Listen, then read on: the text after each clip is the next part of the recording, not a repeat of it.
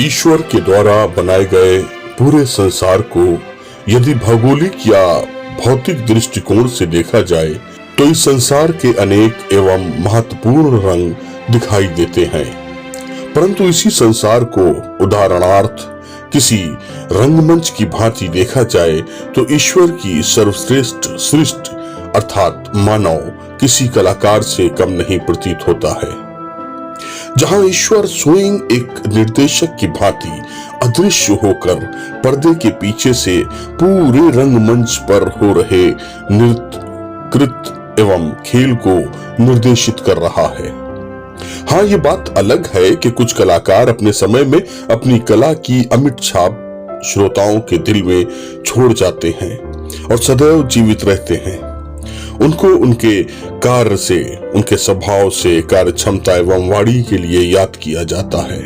इसी प्रकार लोगों के हृदय में धड़कनों के साथ सदैव जीवित रहने वाले स्वर्गीय इंजीनियर राघवेंद्र वार्ष्णेय जी की सोच, वाणी, स्वभाव एवं परोपकार अपने आप में अद्वितीय है। मानो जैसे कि एक संसार रूपी रंगमंच का कलाकार अपनी छवि के लिए पहचाना जाता है। एक बेमिसाल व्यक्तित्व के मालिक स्वर्गीय श्री राघवेंद्र वार्ष्णेय जी सन 1938 में जन्मे और अतरौली से अलीगढ़ 1974 में सपरिवार आ गए, जहां मैरिज रोड पर स्थित उनका सपनों का महल आज भी उनके जीवन के पलों की गाथा सुना रहा है, जिसको सारकुंज के नाम से पहचाना जाता है। इस सारकुंज के नाम में से सार का संधि विच्छेद किया जाए तो प्रेम एवं समर्पण का सार और अर्थ निकलता है, जो कि पारिवारिक संबंध एवं दायित्व का आभास कराता है। सापे आ की मात्रा सा अर्थात सावित्री एवं वर्ण रा से राघवेंद्र जी का नाम प्रारंभ होता है। जैसे कि अग्नि के समक्ष 7 फेरों के साथ दिए गए 7 वचनों को आज भी निभाया जा रहा हो। इस दृष्टिकोण से सारकुंज केवल ईंटों से बना हुआ निवास या कोई भवन नहीं, बल्कि पारिवारिक जिम्मेदारी की अनुभूति है। सारकुंज में प्रवेश करते ही बाहर की ओर एक लॉन दिखाई देता है, जिसकी सौंदर्यीकरण से आंखों को ठंडक सी महसूस होती है। इस लॉन में फलों की बात की जाए तो जामुन, चीकू, केला, चकोतरा, आम, नींबू और नीम से लेकर अर्जुन, तुलसी, गिलोय, मेहंदी तक के पेड़ हैं। इसका मुख्य कारण यह है कि परिवार को किसी भी प्रकार की औषधि एवं फलों की आवश्यकता हो तो वो इस कुंज में पर्याप्त मात्रा में उपलब्ध होने चाहिए और बिना केमिकल और खाद से तैयार फलों का आनंद लिया जा सके। इसी लॉन से संलग्न कुछ कमरे भी हैं, जहां एक छोटा सा परिवार आश्रय भी ले सकता है, जहां 1992 से आज तक उनकी कार ड्राइव करने वाला सेवक सपरिवार निवास कर रहा है। उससे लगा बड़ा स्टोर तथा दूसरी ओर गैराज है, जहां 2 कारों के खड़े होने का प्रावधान है। ठीक के बराबर में पिछली दिशा में खुला आंगन, जहां कपड़ों को धोया व सुखाया भी जाता है। अब आइए बाहर की ओर से घर में चलते हैं।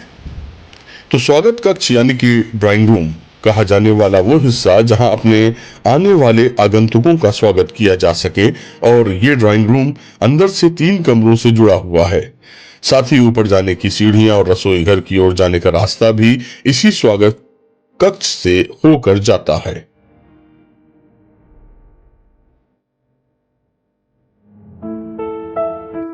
शायद ही अभी तक कोई ऐसा भवन या निवास आपने देखा हो जिसमें लोगों द्वारा दिए गए उपहार एवं स्मृति चिन्हों को उसी प्रकार और स्नेह से सजाया गया हो।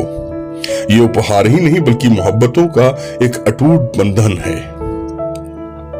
अपनों को दिया गया सम्मान है।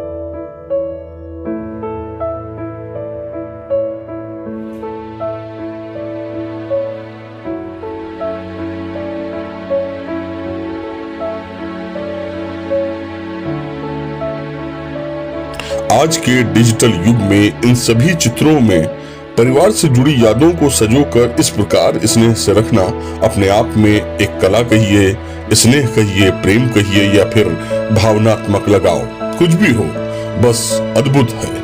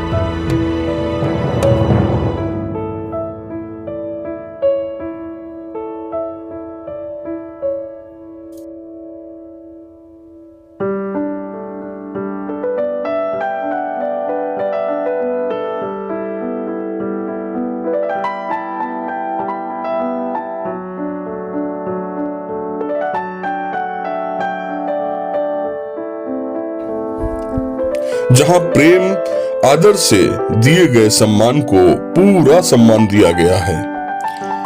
इसी ड्राइंग रूम से जुड़ा परिवार के मुखिया का कक्ष, जिसको मास्टर बेडरूम या स्वामित्व कक्ष कह सकते हैं, बना हुआ है, जिसमें स्टोर, बाथरूम और एक कार्यालय भी है जो कि बाहर की ओर खुला हुआ है। और अगर दोनों कमरों के बीच देखिए तो एक पूजा घर भी बना हुआ दिखाई देगा।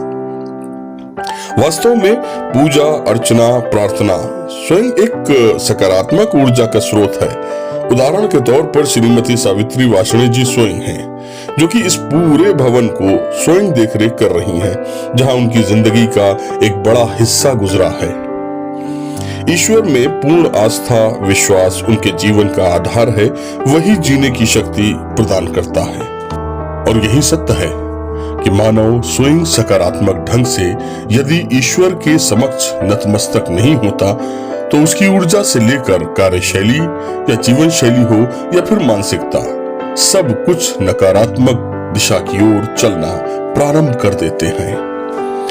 इन्हीं कमरों से बाहर की ओर एक बड़ा खुला हुआ हवादार आंगन भी है, क्योंकि वातावरण का भरपूर आनंद की अनुभूति कराता है। और इसी से होकर बाहर से एक सीधा रास्ता जो कि गेट तक जाता है। यहीं अधिकतर लोग स्वर्गीय श्री राघवेंद्र वार्ष्णेय जी से भेंट करने आया करते थे, क्योंकि उनका व्यक्तिगत कार्यालय भी इसी आंगन से जुड़ा हुआ था। अब आइए हम यहीं से बाहर की ओर चलें और इसी भवन के दूसरे छोर पर, जहां एक सुव्यवस्थित और सुसज्जित मुख्य कार्यालय है,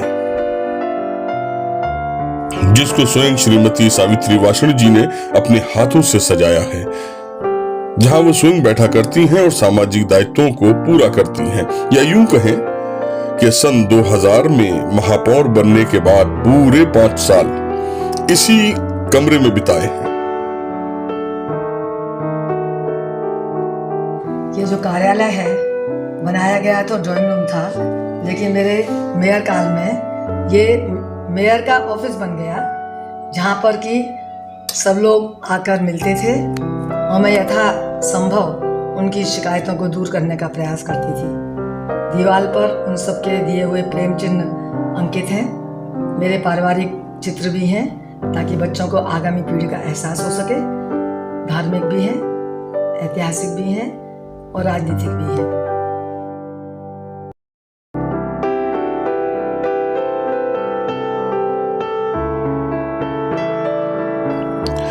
इस पूरे स्वागत कक्ष एवं कार्यालय को देखकर अनुमान लगाया जा सकता है कि श्रीमती सावित्री वार्ष्णेय जी के लिए जनता का प्रेम एवं स्नेह किस स्तर पर होगा।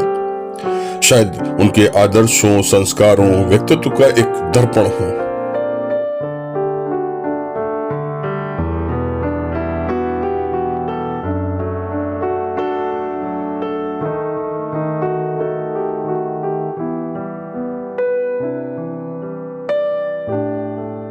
इस पूरे स्वागत कक्ष में शायद ही कोई ऐसा कोना या जगह हो जहां स्मृति चिन्ह या यूं कहिए कि यादगार लम्हों की तस्वीरें न हो।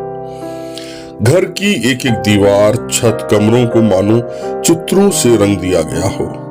जहां नजर उठाइए वहीं राजनैतिक, धार्मिक, पारिवारिक तस्वीरें उपलब्धियों से युक्त पाएंगे।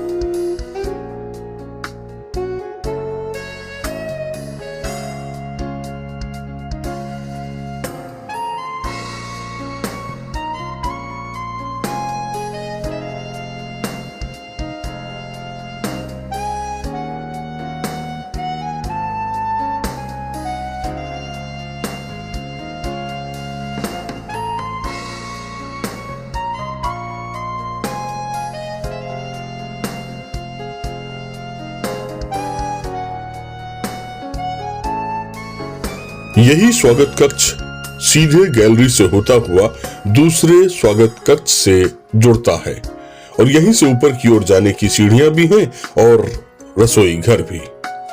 रसोई घर का दायरा कितना है ये महत्वपूर्ण नहीं है, पर इसमें भोजन की व्यवस्था ध्यान देने योग्य है। इंजीनियर राघवेंद्र जी को ठंडा भोजन कतई पसंद नहीं था। गैस से बनते ही रोटी थाली में आना चाहिए थी, ऐसी इच्छा रखते थे वो। इसी वजह से डाइनिंग टेबल भोजन करने के लिए गैस के ठीक 1 फीट दूरी पर रखी गई थी। निधन के कुछ रोज पहले वो उसी टेबल पर भोजन किया करते थे। अब चलते हैं इन्हीं सीढ़ियों से ऊपर की ओर, जहां 2 कमरों के साथ एक खुला हुआ वरांडा और स्वागत कक्ष की सुंदरता बढ़ाती हुई बालकनी भी है।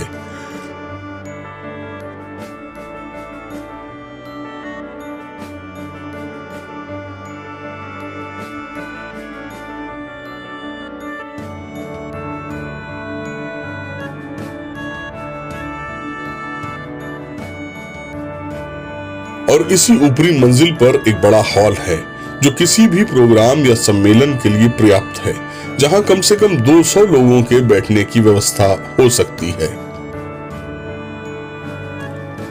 आपको ये जानकर आश्चर्य होगा कि बैठक के लिए कुर्सियां, टेबल्स वगैरह का उचित प्रबंध इसी हॉल में है।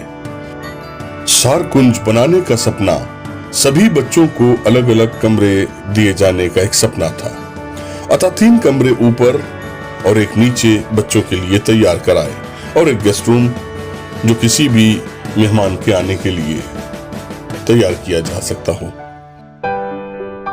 पर विधि के विधान को कौन रोक सकता है।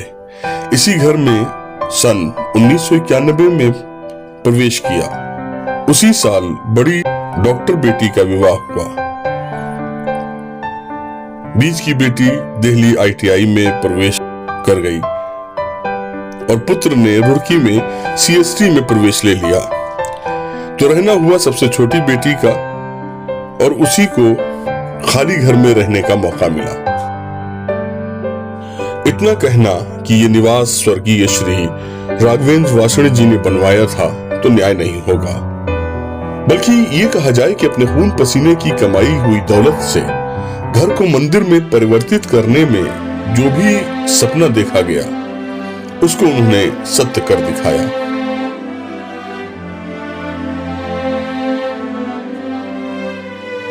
मंडलाध्यक्ष की शपथ के लिए अमेरिका जाने का मौका मिला। पहली यात्रा अमेरिका के लिए उन्होंने 1993 में की थी। भारत विकास परिषद की स्थापना भी उनके करकमलों द्वारा हुई थी। विकास मित्र, विकास रत्न, ब्रज प्रांत के अध्यक्ष का गौरव पाया और उनके जाने के बाद उसी प्रेम और यादगार लम्हों के साथ आज भी पूरे दायित्वों को निभाती हुई श्रीमती सावित्री वासणे जी पूरे विश्वास और साहस के साथ जीवन निर्वाह कर रही हैं। उनका कहना है कि वे अकेली नहीं हैं उनके जीवन साथी हर पल उनके साथ हैं। उनकी प्रेरणा से ही वो कुछ कर पाती हैं। लगता है मानो वो उनके पल्लों में बंधे उनको सहारा देते हैं। उनको हर कदम में, उनके हर फैसले में उनको सहारा मिलता है। तभी आज 11 साल व्यतीत कर सकी हैं और आशा है कि भविष्य में भी उनकी स्मृतियों के साथ शेष जीवन जी सकेंगी।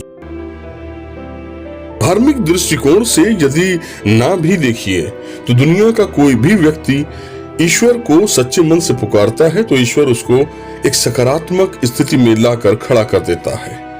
उसका साहस एवं मानसिकता विपरीत परिस्थितियों में भी बलपूर्वक संकट में धैर्य प्रदान करता है। उसका संपूर्ण उदाहरण श्रीमती सावित्री वासनिक जी हैं और उनका आयु के इस महत्वपूर्ण पड़ाव में हर पल तत्पर रहना हर आयु के लोगों के लिए एक आदर्श है। सशक्त प्रभात की पूरी टीम की ओर से कोटि कोटि प्रणाम।